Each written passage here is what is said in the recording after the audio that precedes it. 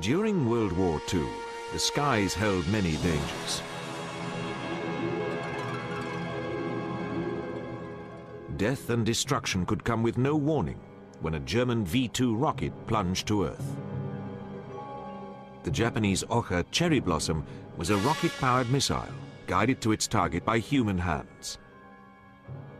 Japanese suicide aircraft, the kamikazes, were among the most terrifying weapons of the Pacific War. But there was another Japanese weapon which presented a threat to mainland America. Balloons, loaded with bombs which rode the jet stream across the Pacific to deliver their deadly cargoes from Alaska to Mexico. The Japanese balloon bombers were perhaps the strangest secret weapon of the Second World War. On the morning of the 18th of April, 1942, nearly 6 months after the outbreak of the war in the Pacific, an American naval task force was steaming towards Japan.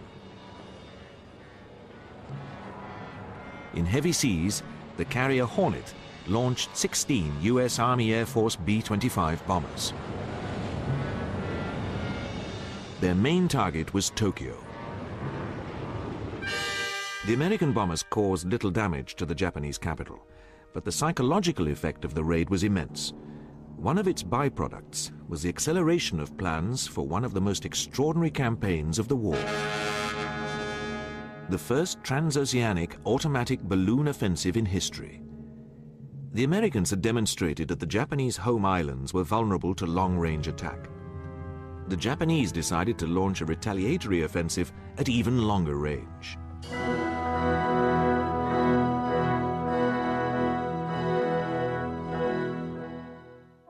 Balloons had played a role in warfare since June 1794, when a Montgolfier-designed balloon was used by the French for observation purposes at the Battle of Fleurus.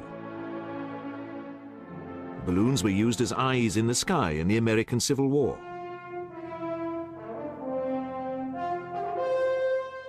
When the Prussian army laid siege to Paris in 1871, balloons provided the French with a way into and out of the beleaguered city.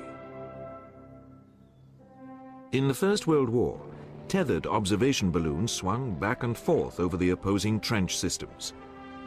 They were an inviting target for fighter aircraft. The observers were provided with parachutes, while balloon busting became the province of specialists. In the same conflict, German airships, dubbed Zeppelins after their inventor Count Ferdinand Zeppelin, launched the first sustained strategic bombing offensive against targets in the United Kingdom. For all their size, the massive Zeppelins proved fragile weapons of war. But the British exploited airships' range as maritime patrol aircraft.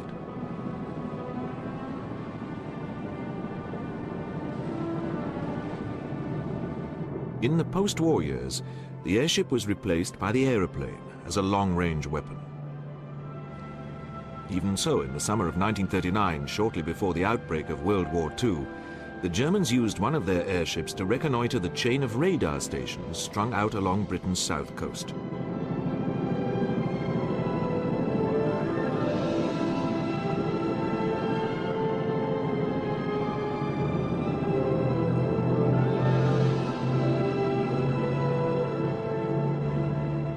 And by 1943, the Americans, now embroiled in the conflict, were successfully using their own airships to patrol over the vital Atlantic convoys.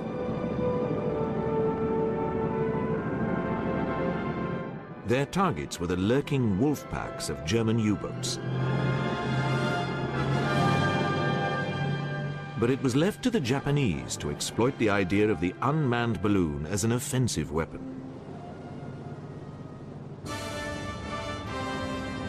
On the 7th of December 1941, in one of the opening blows in the Pacific War, the Japanese had demonstrated the destructive power of carrier-borne aircraft.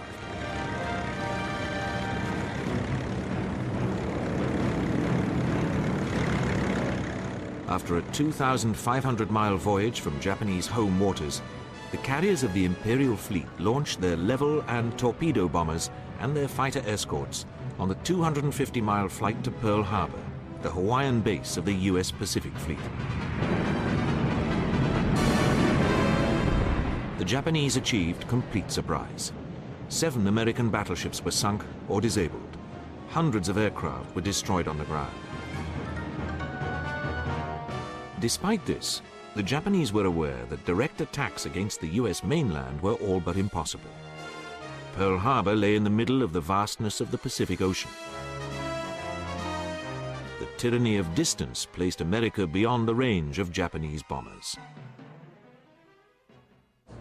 The great cities of the United States were untouched by the ravages of war, which had already overtaken the cities of Europe and were about to engulf the Far East. In the 8-month blitz on London and Britain's major cities and ports, some 40,000 civilians had been killed and over 1 million homes destroyed.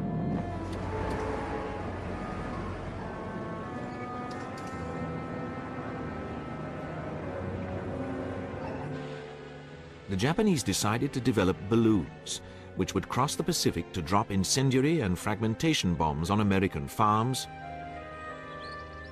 forests, and cities. They calculated that to an American public shaken by Pearl Harbor, but accustomed to think itself invulnerable to enemy attack, the effect would be devastating. In the first 6 months of the war, the Japanese had carved out an empire in the Far East and Pacific which put even Adolf Hitler's conquests to shame. They believed that its extent would deter the Americans from a campaign of reconquest.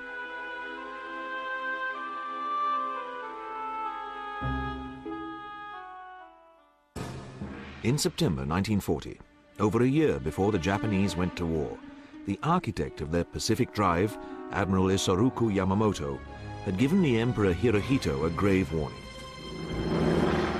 If I am told to fight regardless of the consequences, I shall run wild for the first 6 months or a year, but I have utterly no confidence for the 2nd or 3rd year.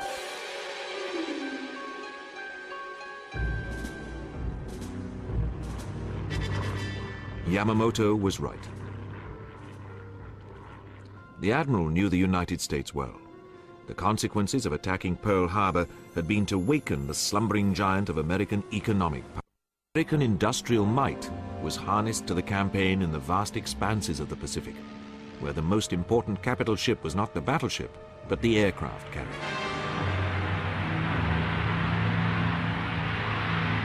By 1943, the American frontline air strength in the Pacific had overhauled the Japanese.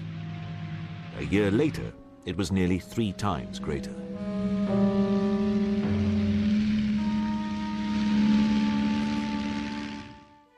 After the decisive American naval victory in the Great Carrier Battle of Midway in June 1942, the Japanese grip on their Pacific empire began to weaken. By the autumn of 1943, its perimeters were being squeezed back into what the Japanese High Command considered a minimum defense area.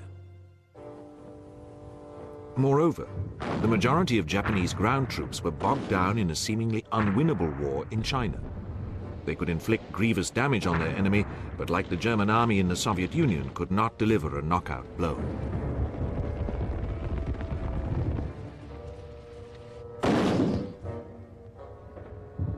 The problems of time and distance threatened to thwart the Japanese.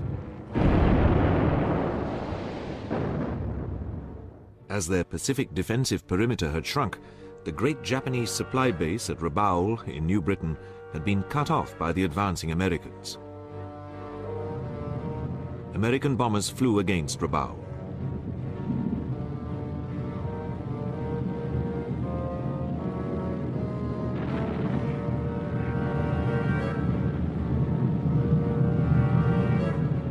But the US amphibious forces made no attempt to capture Rabaul. It was isolated and left to wither on the vine.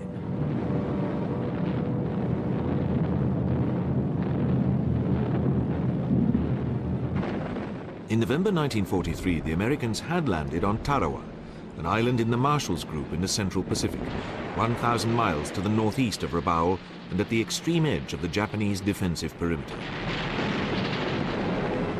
In the bitter battle for Tarawa, the Marines were to learn many vital lessons for the amphibious campaign which lay ahead. One of the key American targets was the Marianas Chain, a springboard for air attacks on the Japanese home islands. By the autumn of 1943, the US Pacific Fleet had undergone a complete transformation. Its fast carrier task forces were built around the new Essex-class fleet carriers, heavily armed and embarking 100 aircraft. The task forces and the amphibious operations they supported were sustained by massive fleet trains, a task for which the American war economy was superbly equipped. The strategy of island hopping across the Pacific was underpinned by a huge logistical effort.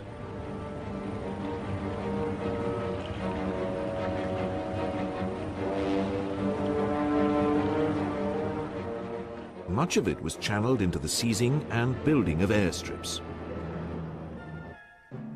Once completed, these airstrips were used to establish overlapping zones of air control, enabling the amphibious forces to bypass isolated Japanese garrisons.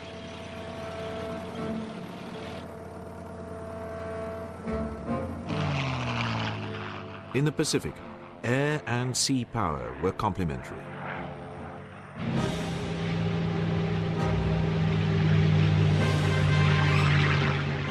In contrast, the Japanese Navy, in constant action since December 1941, had suffered heavy losses.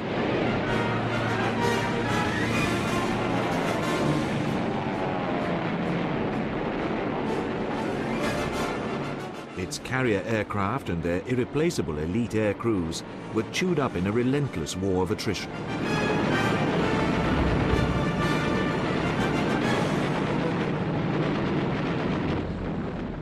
The air bases within the defensive perimeter came under constant attack.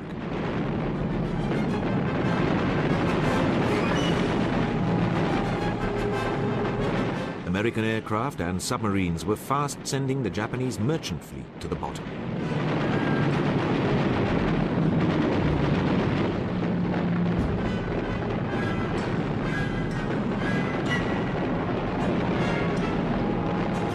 The supply of raw materials for which Japan had gone to war was drying up.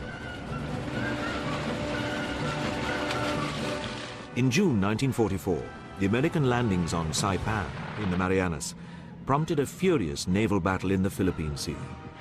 Nearly 1,000 American carrier-borne aircraft were involved. The Japanese opposite numbers attacked in 4 waves, but only a handful in the second wave got near their targets. The rest, over 300 aircraft, were shot down. The Americans dubbed this phase of the battle the Great Marianas Turkey Shoot. It spelled the beginning of the end of the Japanese Imperial Navy. On Saipan, the Marines encountered fanatical resistance. The battle became a bitter struggle for every yard of ground.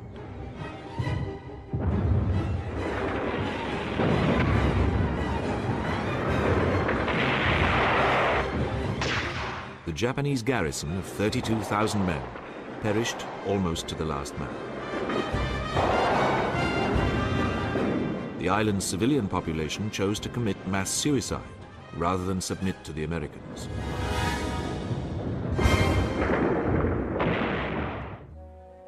It was at this desperate point in the war that the Japanese launched the first balloon attack on the west coast of America. 200 were released, not one of which crossed the American coastline. The Japanese went back to the drawing board with added urgency. By October 1944, they had developed an improved version, 33 feet in diameter and designed to fly at 32,000 feet. With defeat staring them in the face, the Japanese made haste to launch a second wave of balloons against America. It was not until the end of October 1944 that the Japanese were ready to release the second wave of balloons on their ocean-spanning voyage to the United States. Each flock of balloons, made of heavy parchment paper stuck together with vegetable glue, was designed to reach a height at which it would be carried towards America by the prevailing winds at a speed of between 100 and 200 miles per hour. The balloons carried incendiary and anti-personnel bombs and up to 30 6-pound sandbags. These were released successively by a tripping device actuated by a barometer whenever the balloon dropped below 30,000 feet. Directly underneath the balloon was a large insulated box containing a battery, and beside it a demolition charge designed to explode after all the bombs had been dropped.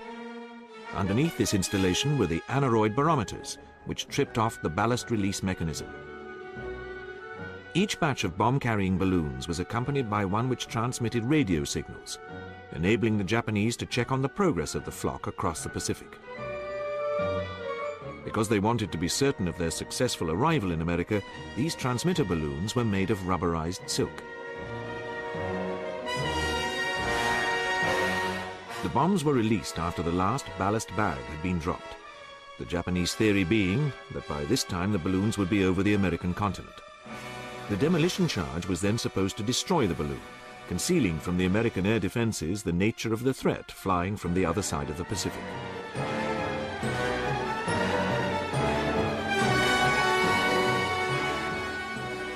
In theory at least, the incendiary bombs posed a real threat to the forest of the American Pacific seaboard.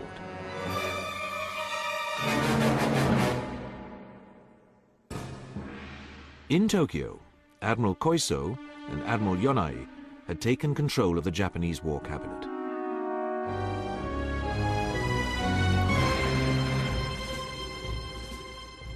Drastic measures were adopted on the home front.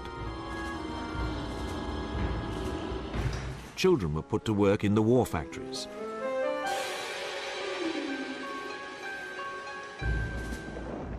Students were conscripted into the armed forces.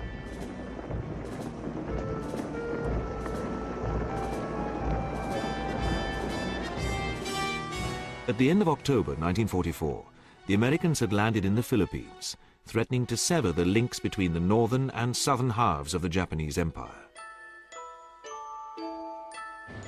The landings led to the biggest naval engagement in history, the Battle of Leyte Gulf.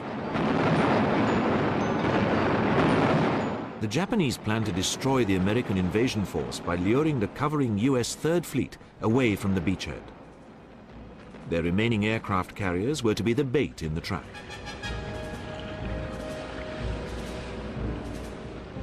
It was a desperate gamble, which saw the last battleship versus battleship engagements in naval history.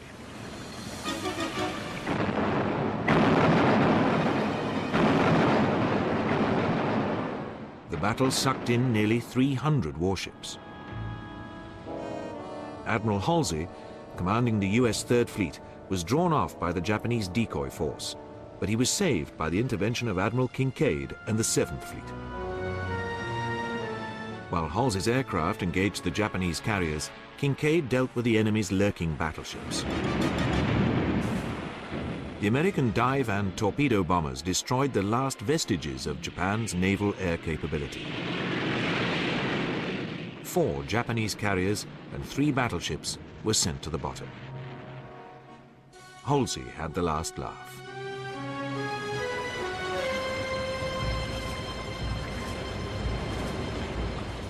The landings at Leyte had gone in on the 20th of October. The Americans received a joyous welcome from the Filipinos.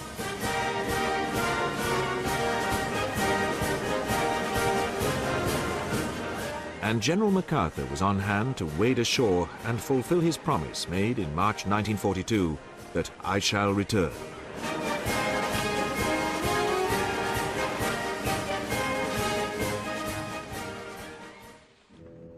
"11 days later, in Japan, the first batches in the second wave of balloons were launched. This time, the Japanese were confident that they would reach their targets.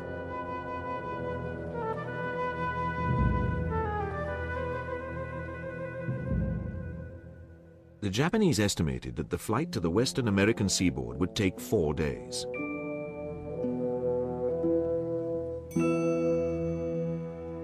And it took precisely 4 days for the Americans to become aware of a new danger from Japan. American military intelligence was alerted that something strange was afoot in the Pacific.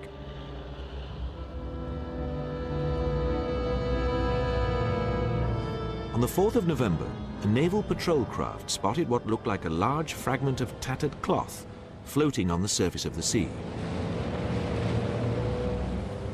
A sailor tried to drag the fabric on board, but inadvertently sent the payload to the bottom. But the salvaged envelope bore Japanese markings. An alert went out and the FBI was called in. Forest rangers were instructed to report any balloon landings and any portions of the balloons or their payloads which were recovered. The US Coast Guard Service was placed on alert.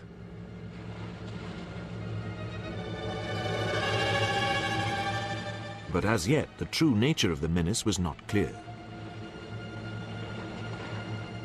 Then, 2 weeks later, fragments of a balloon were found in Montana. And another envelope was fished from the sea. The Navy and the Coast Guards continued to watch the skies.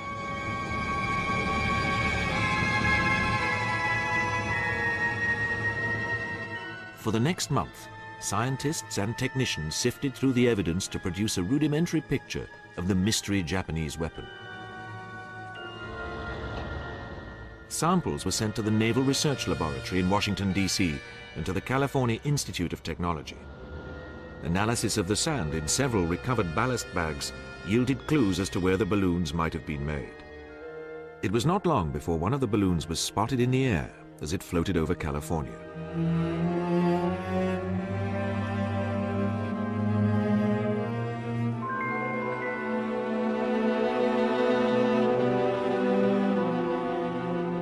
US Army Air Force fighters were scrambled to intercept the intruder.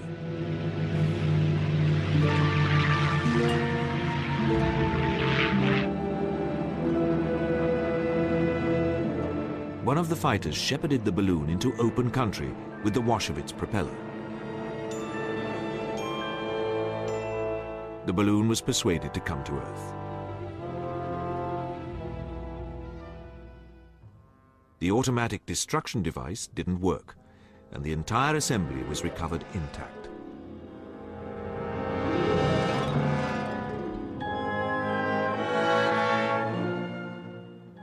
Here was a veritable Heath Robinson weapon of war, ingeniously contrived and yet symptomatic of the desperate straits into which the Japanese had been driven.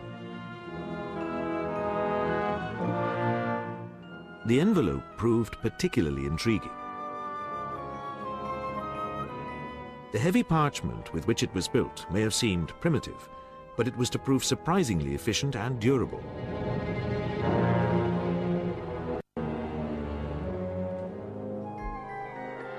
In contrast, very few of the more sophisticated rubberized silk transmitter balloons crossed the American coast. At the bottom of the envelope was a single-disc escape valve made of pressed steel and sealed with a rubber gasket. This was the business end of the balloon, designed to maintain altitude in the Pacific Passage and then release the payload over North America.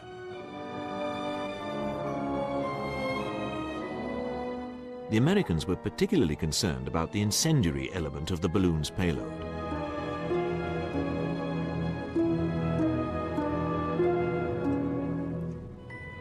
They felt that the balloon could not carry enough high explosive or deliver it accurately enough to pose a serious threat.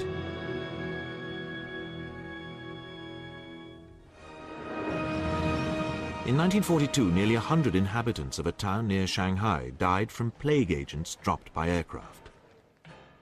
This weapon had been developed at the Japanese Army's Camp 731 near Harbin. Here the Japanese conducted experiments of the greatest inhumanity on Chinese and Allied prisoners of war, including Americans. The commander of the camp was General Shiro Ishii, who fell into American hands at the end of the war. A number of Ishii's colleagues were captured by the Russians and placed on trial in Siberia for war crimes. The trial exposed the work carried out at Camp 731, including the spraying of plague-infected fleas from aircraft and the infecting of human guinea pigs with plague, gas gangrene, and anthrax. The Russians wanted to get their hands on the driving force behind Camp 731, General Ishii, but the Americans were not prepared to play ball.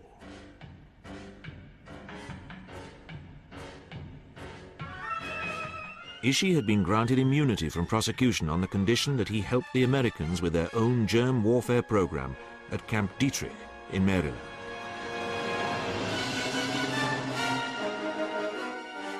In the new Cold War, Ishii's knowledge was judged too valuable to relinquish. At Camp Detrick, biological devices were exploded in giant spheres to record the survival and dispersal of bacterial agents.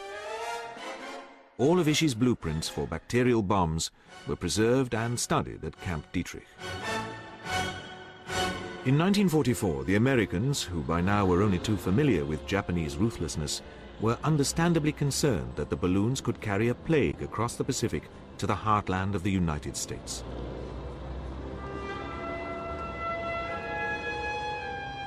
A crash program was launched to train decontamination squads, and the authorities moved to impose a total publicity clampdown on the balloon campaign. The Japanese had bargained that the American press and radio would be unable to keep quiet, and there was also the need to inform farmers, teachers, and school children in the areas most under threat. Surely the story would break in the newspapers. Incredibly, not a word leaked out. The Japanese High Command concluded that the balloons could not be reaching America. In fact, of the 9,000 balloons launched against America, approximately 1,000 made landfall, appearing everywhere from Alaska to Mexico. Their only victims were 5 children and an adult who chanced on an intact gas bag, tampered with it, and set off the bombs. The balloon campaign was shut down in April 1945. A month earlier, the massive American air bases on the Marianas had begun launching B-29 superfortresses at the highly combustible cities of mainland Japan. It was the last round in the war of numbers which Japan was doomed to lose. The bombers did not have everything their own way. At 30,000 feet, they were buffeted like leaves in a gale by the same jet stream that had carried the balloons. Formations disintegrated, and bombing, often through cloud, became a matter of guesswork.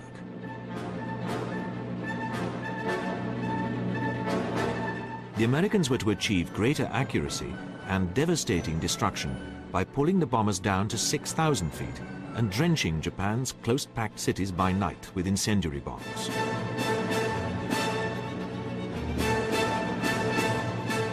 The Japanese were being firebombed to defeat. The emergency services were overwhelmed. Fighter defenses smashed aside. On the 13th of April alone, B-29s destroyed 11 square miles of Tokyo with over 2,000 tons of incendiaries.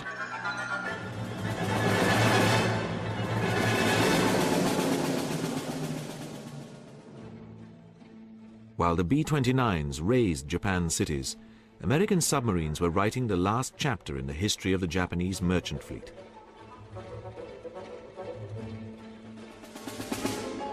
During 1944, the submarines had sunk nearly 3 million tons of shipping.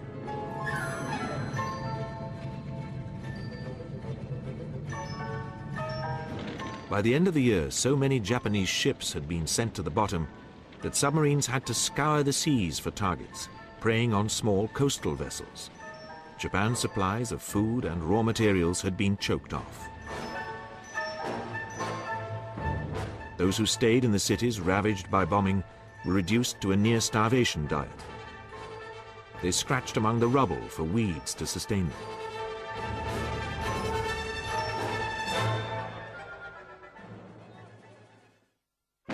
Just as a second wave of balloons was being launched, the Americans were confronted with another new and more terrifying weapon: the kamikaze.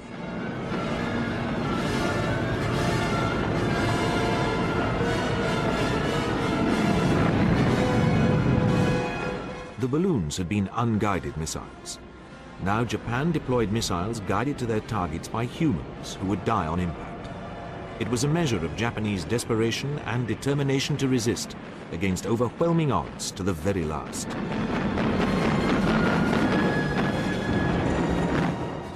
The original suicide unit of 23 pilots had been recruited in October 1944 by Admiral Onishi, commander of the 1st Air Fleet. The name kamikaze derives from the so-called divine wind, the typhoon which in 1281 had destroyed a Mongol invasion fleet. Many of the kamikaze pilots were inspired by the Bushido military tradition of self-sacrifice.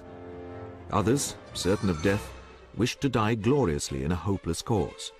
Onishi told them, "You are already gods without earthly desires." There was, however, a more earthbound rationale behind the kamikazes.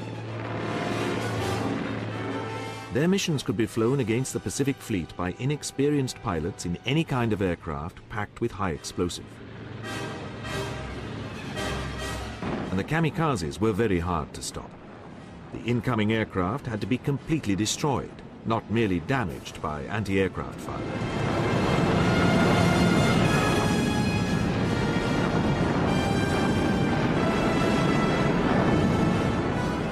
The frenzy of a kamikaze attack presented a spectacle at one and the same time terrible and strangely hypnotic, as the suicide aircraft flew through the wall of fire put up by the American warships.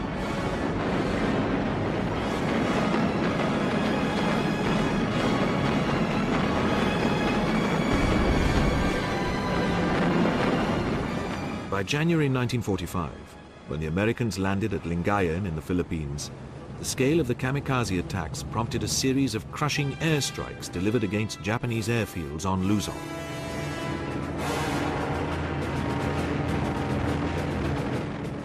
But the full fury of the kamikazes was reserved for the American invasion fleet, which supported the landings on the island of Okinawa in April 1945.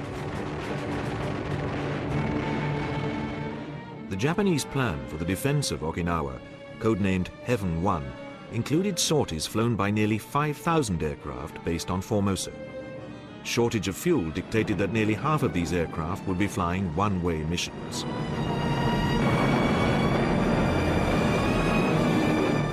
At Okinawa, the kamikazes attacked in dense waves.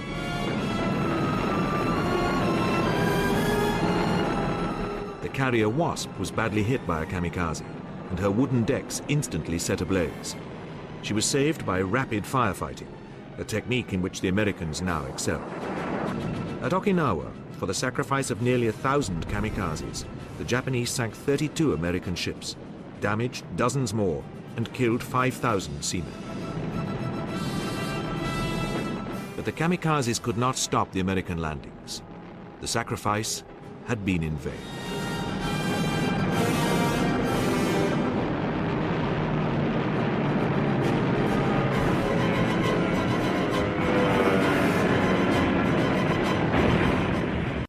At Okinawa, some kamikaze pilots had flown the Oka, or cherry blossom suicide plane. This was a rocket-powered flying bomb launched from the belly of a bomber. The Oka-laden bomber presented an easy target for American fighters.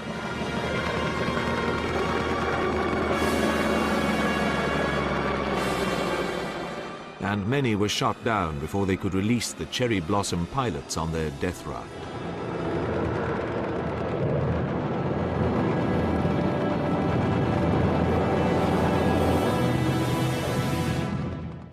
By the spring of 1945, the Japanese Imperial Fleet had entered its death throes.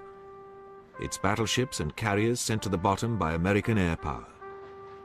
By then, the Imperial Navy had launched another kamikaze offensive, this time by submarine.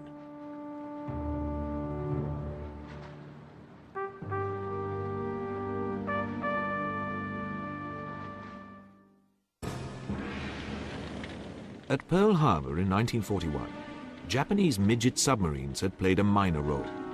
2 of them were recovered by the Americans after the attack. Almost 3 years later, these submarines were to have less conventional successes.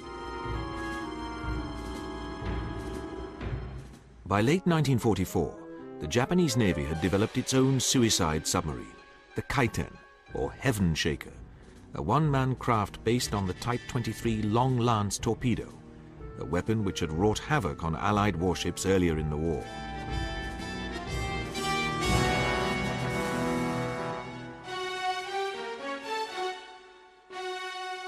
The Kaiten could be launched from a converted cruiser or from submarine motherships.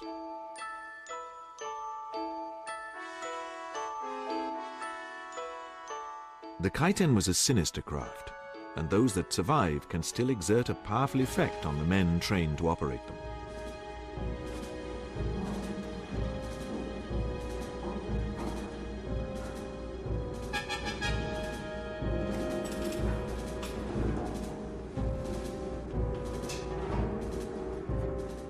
It was intended that the operator bail out from his Kaiten about 150 yards from impact.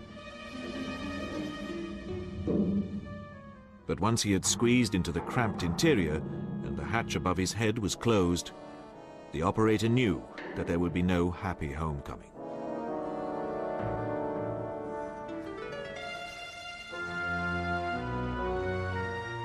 The Kaiten was part torpedo, part metal tomb.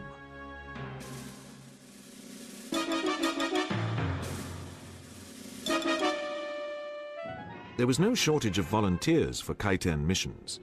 Many of the volunteers were trainee naval aviators, for whom there were dwindling numbers of planes to fly.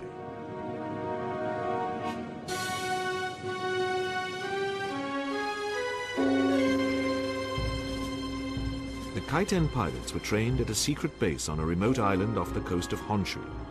Selection for the task ahead was rigorous.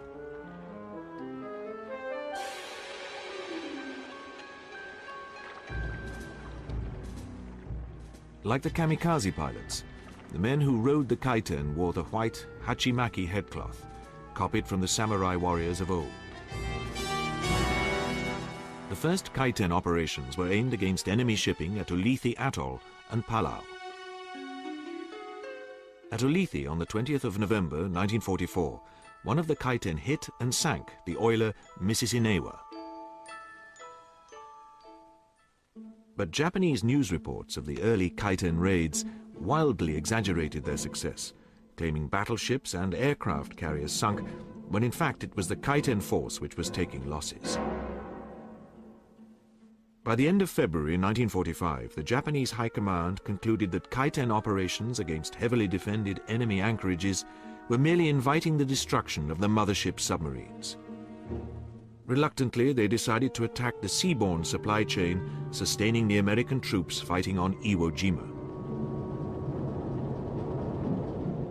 These operations also ended in failure. The carrier submarines were picked off by air patrols and surface groups. The Kaiten's last major operation, in July 1944, led to their biggest success. The American destroyer Underhill blew up when it plowed into one of the Kaiten launched by submarine I-53. The final Kaiten victim, the landing ship, was sunk on the 15th of August 1945, the day Japan surrendered. Kaiten operations had cost the Japanese Navy 8 submarines and 900 officers and men for no appreciable gain. The Kaiten pilots who had been spared were left to contemplate their own survival and the defeat of the nation for which they had been prepared to commit suicide.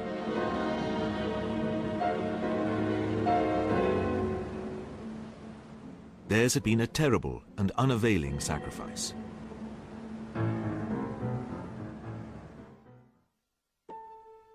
In July 1945, in the New Mexico desert, the final preparations were being made to test a weapon far deadlier than the Kaiten. An atomic bomb was being readied for a test detonation.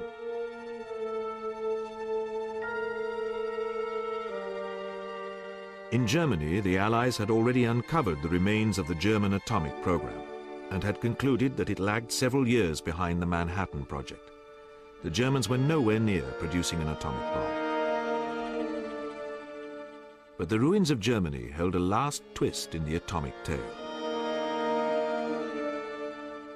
Germany had been defeated, but had the Germans exported their own atomic knowledge to their Japanese allies? In the last weeks of the European war, even Adolf Hitler could see the writing on the wall. The Russians were at the gates of Berlin, readying themselves for one final offensive. Endgame was in sight.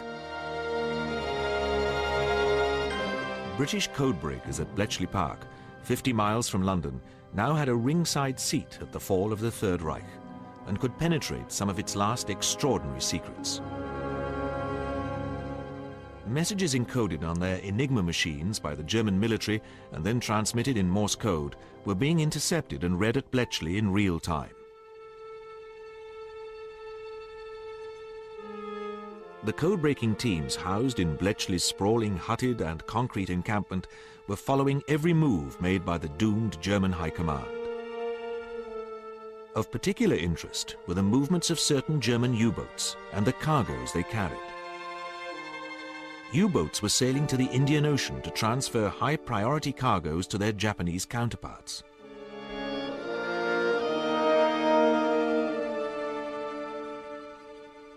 Alongside munitions and machinery were more sinister consignments. The Germans were handing over the fruits of their wartime scientific research. Not only into such fields as radar, but also into germ warfare.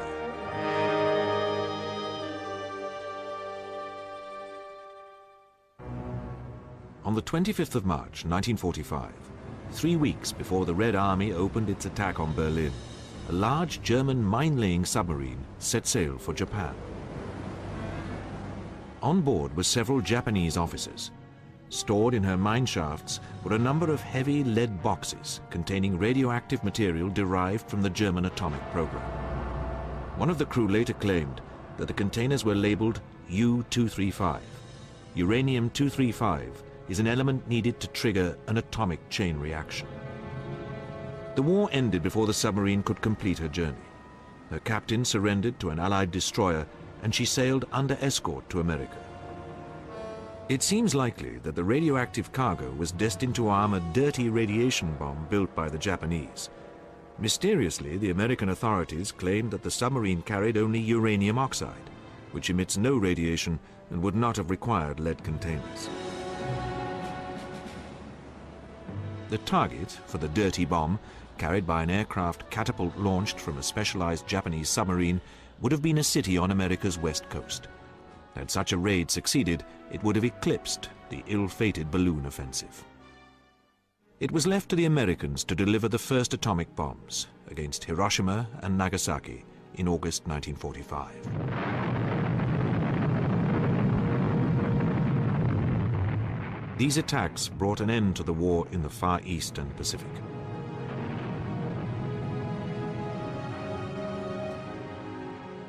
The two raids killed 105,000 people.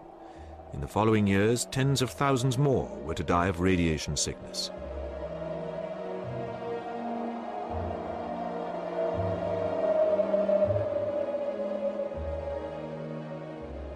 On the 15th of August, 1945, the Japanese signed the instrument of surrender aboard an American battleship in Tokyo Bay.